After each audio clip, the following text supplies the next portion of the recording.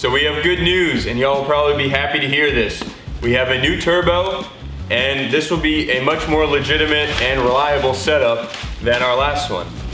So this is a GT15 turbo, and it has been balanced, machined, and oil sealed, and will also be running a wastegate. Basically, we'll just go over what was done to this and why, if you are running a draw-through setup on your carb, you're gonna need a carbon seal. So the issue we're having with the VZ21 is specific to carbureted draw-through turbo setups. So what was happening was when we're off throttle or idling, there's not enough exhaust gases to spin the compressor wheel and build boost.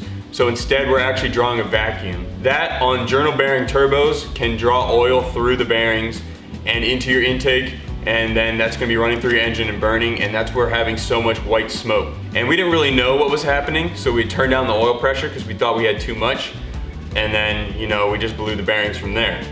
So what this GT15 is gonna do for us is it has a carbon seal, and that creates a seal against vacuum so the oil cannot come out and go enter the engine. After we learned all that, we ordered this GT15 turbo off Amazon, but we realized that you cannot easily install carbon seals on these. They need to be machined and rebalanced. So then we ended up ordering a T3 turbo off Amazon, and those you can buy carbon seals and install them yourselves. The company we bought our carbon seals from is called gpopshop.com, and luckily we received an email from them. They said they saw the video and we're just wondering what we're up to. So I told them about the VZ21, the GT15, and the T3, and they recommended we use the GT15. It's just the right size for our rotary. G-Pop Shop specializes in upgrading, rebuilding, and carbon sealing turbos, so we sent this out to them. They machined down our housings, rebalanced the compressor wheel, and oil pressure tested this to 77 PSI. So now we know that nothing's gonna kill this turbo as long as we give it enough oil. So that's enough talking. Let's get to installing this on the ATV. So looking at a turbo, we should have no issues with packaging. That's gonna be awesome. We will have to remake our exhaust inlet and our charge pipe, and that's because we can no longer clock our compressor housing with relation to the turbine housing, because we actually want to use our wastegate this time. We will have to clock the center housing so that our oil inlet and our oil outlet are vertical, so we don't have any issues with oil draining. So looking at where the exhaust is gonna be, we are gonna clock the turbo a little bit. Basically, we'll just keep a safe angle for this wastegate, but I mean, that angle's not too bad, and this will give us a lot better of an angle for our charge pipe going into the engine. Here's our turbo mount. We bolted it up just under the oil drain. We did this so that we don't have the exhaust holding up all the way to the turbo, especially when we're driving it hard. And now we're just gonna clock this. So we want our exhaust inlet to be 90 degrees from the oil drain. So we'll just put this right there, and that should be good.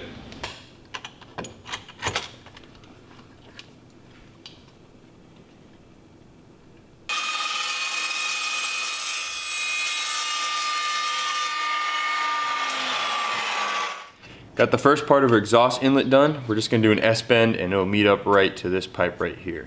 To do the cuts on our exhaust system, we're gonna use this Evolution Power Tools industrial chop saw. It's great for steel, and it's also a great alternative to using a grinder with an abrasive disc. One of these blades is equal to about 20 abrasive discs. You can save a lot of money there. It also doesn't produce nearly as many sparks, heat, or fumes as a grinder and abrasive discs do. We took our time squaring up the blade here, so all of our cuts are coming out super straight, which is perfect for our exhaust system. Makes it very convenient and easy. If you want to check out Evolution Power Tools, we'll have a link in the description so you can check out the saw and their other range of tools. And we also have a little discount code for you guys. It's BBR5. It'll be right here on the screen. So make sure to use that if you want to get one of these for yourself.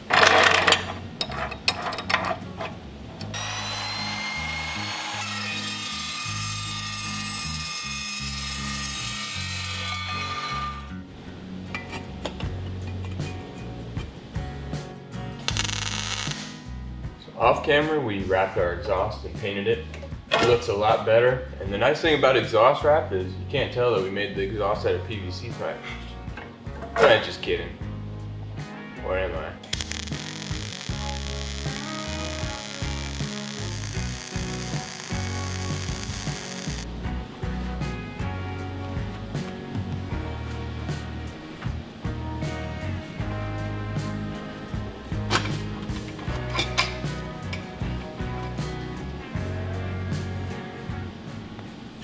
Woo! Boy, that is looking good. All that's really left now is the intake pipe.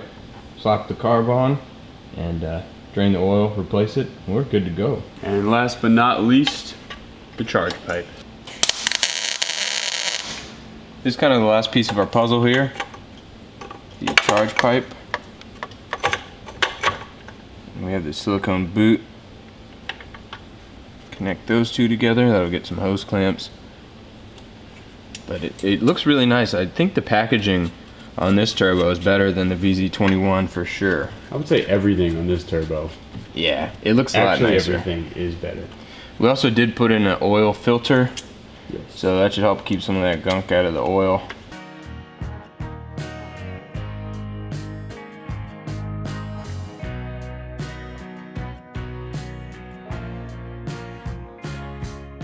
And the last piece of the puzzle, the carburetor. We are leaving this mega fuel line, I guess. But if it's a problem, we'll shorten that. That might be a problem.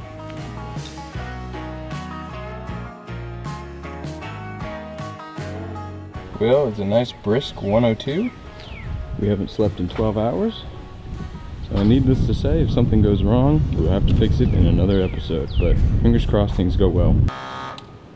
All right, we've not primed this or anything, so give it a couple cranks. It kind of started up nicely before, so we'll see.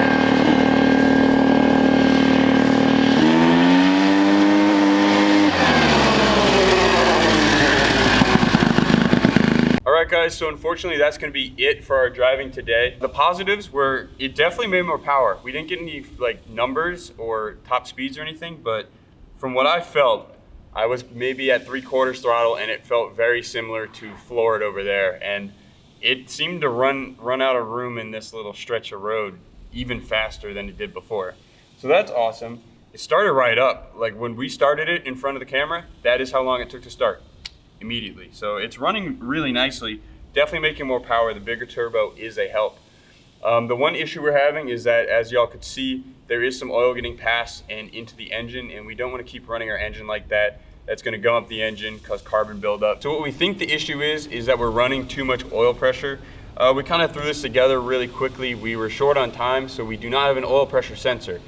Apparently this pump can make up to 118 PSI, and the turbo should not have more than 60 PSI, so that's a big range, and we have no clue what our oil relief fuel petcock thing is doing, so we really need to know what we're getting so that we can accurately get the oil that we need.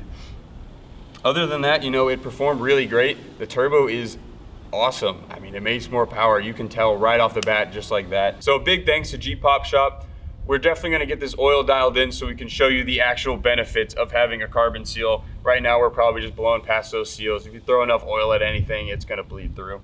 Thank you, Go Power Sports. All of the drivetrain parts on this build are from Go Power Sports, and this thing has had no drivetrain issues yet, so that's pretty awesome. And thank you all for watching.